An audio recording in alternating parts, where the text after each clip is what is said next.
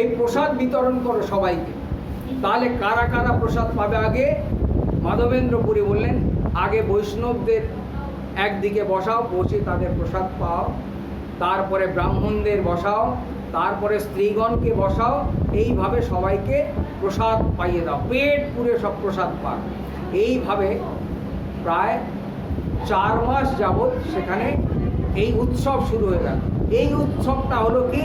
এই উৎসবটা হলো অন্নকূট।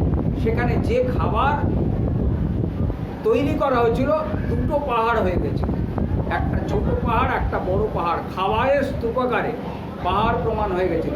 আর সেইটাই হচ্ছে অন্নকূট।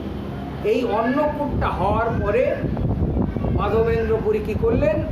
সবাইকে সেবা দিয়ে সবাই ওখানে, তখন কি হলো,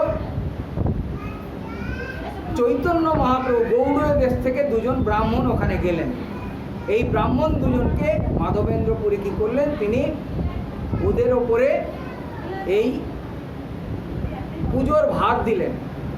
দিয়ে মাধবেন্দ্র পুরী তিনি বিশ্রাম করছেন। বিশ্রাম করতে করতে কি হলো, গভীর রাত্রে মাধবেন্দ্র পুরী বললেন, দেখছেন, হরি বল,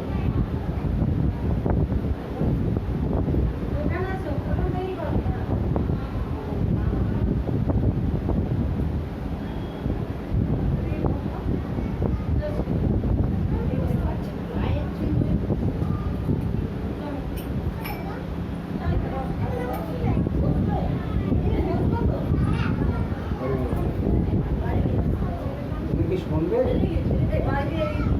কি গল্প শুনবে? ওই জন্য বসছো, কথা বলবে না।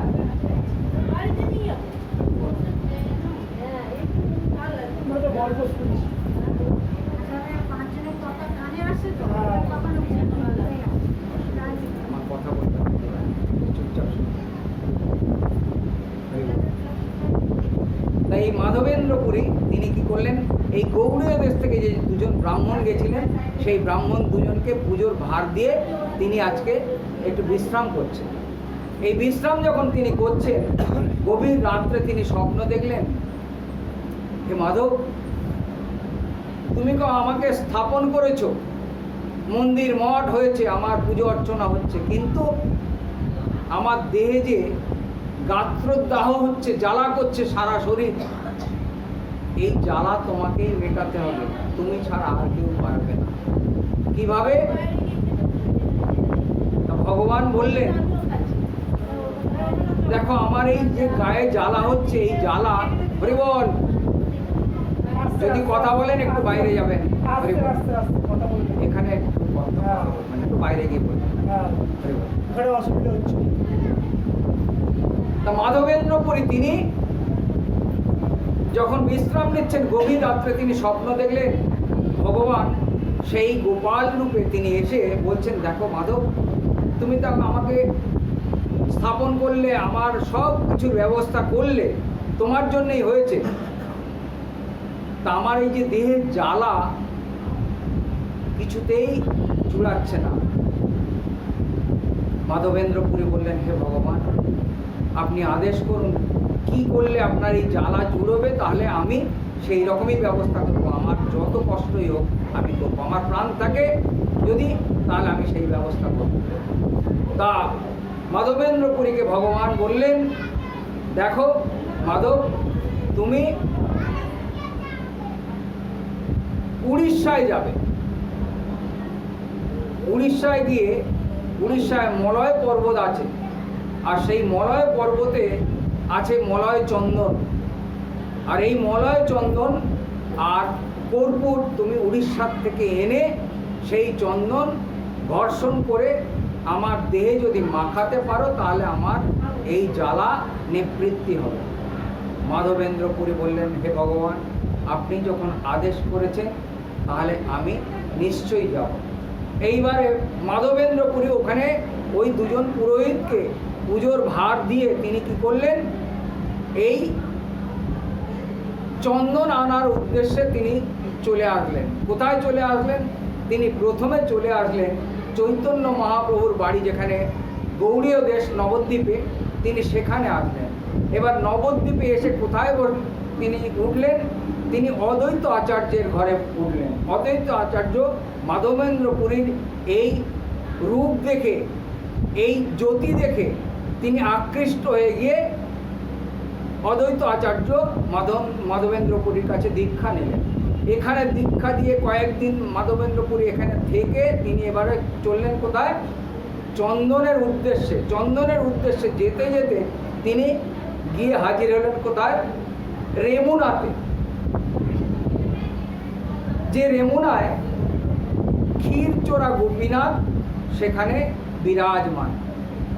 আপনারা কেউ ক্ষীরচোরা গোপীনাথে যাননি বোধহয়? প্রভু গেছেন ক্ষীরচোরা গোপীনাথে? হরি বল। উড়িষ্যা রেমুনাতে আছে ক্ষীরচোরা গোপীনাথ।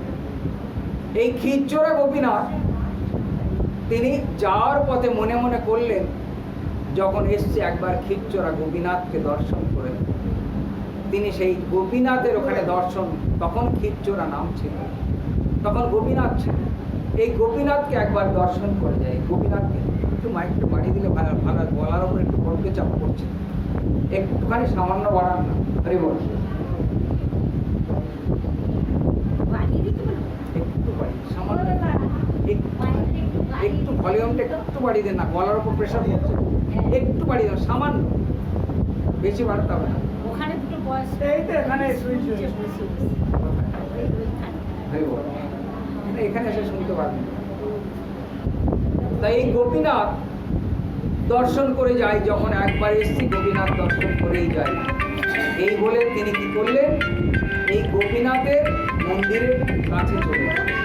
আর এই গোপীনাথ দর্শন করতে এসে চৈতন্য মহাপ্রভু যখন গোপীনাথকে প্রণাম করছেন, তখন এই গোপীনাথের মাথার যে মুকুটটা, সেই মুকুটটা চৈতন্য মহাপ্রভুর মাথায় পড়েছে।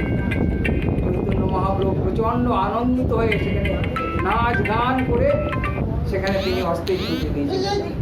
আর এই যে আমি প্রথমে বলেছিলাম, তাহলে এই কথাগুলো কে কাকে বলছে?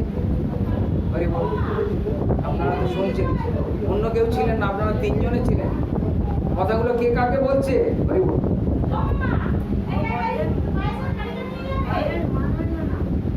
হ্যাঁ, দেখুন, যারা মনোযোগ দিয়ে শোনে না, তারা সব কিছু গ্রহণ করতে পারে। যে বাচ্চাটা মনোযোগ দিয়ে পড়াশোনা করে, সে পরীক্ষায় ঠিক ঠিক লিখে ফেলে। আর আমি যদি এই শুনছি, আমার মনটা যদি অন্য জায়গায় পড়ে থাকে, তাহলে এটাও হবে না, ওটাও হবে না, সেই রকম হয়ে যায়। এখানে বসে আছি, আমার এই দেহটা বসে আছে, কিন্তু কানটা হয়তো এইদিকে আছে, মনটা আছে এই বোধহয় এইটা হচ্ছে না, এইটা গিয়ে বোধহয় করতে হবে, আবার গিয়ে বোধহয় ছেলে বকবে না, স্বামী বকবে না, কে বকবে না। ওটার জন্য মনটাকে স্থির করতে হবে, মনটাকে স্থির করতে হবে। যার জন্য ভাগবত কথা যখন আস্বাদন করা হয়, সব কিছু ত্যাগ করতে হবে। আমি একটু আগে বলছিলাম, যখন যে কাজটা করি আমরা, সেই কাজটায় মনোযোগ দিতে হবে।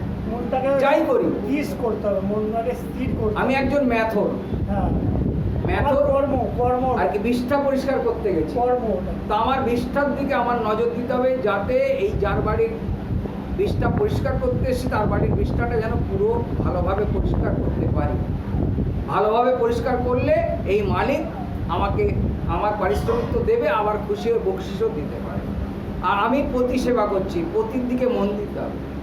পতিব্রতা নারী হলে পতি সেবা করতে পারবে না। তো যে কাজই করি না কেন, আমি চুরি করতে গেছি, সতর্কতাভাবে যদি চুরি না করি, তাহলে ধরা পড়ার ভয় আছে। সতর্কতা কর্মই হলো মানুষের জীবনে আসল। যাই করি না, আমার যে কর্মই হোক, হ্যাঁ, কর্মই সব থেকে আসল। তা চুরি করাটা বাবা কর্ম না।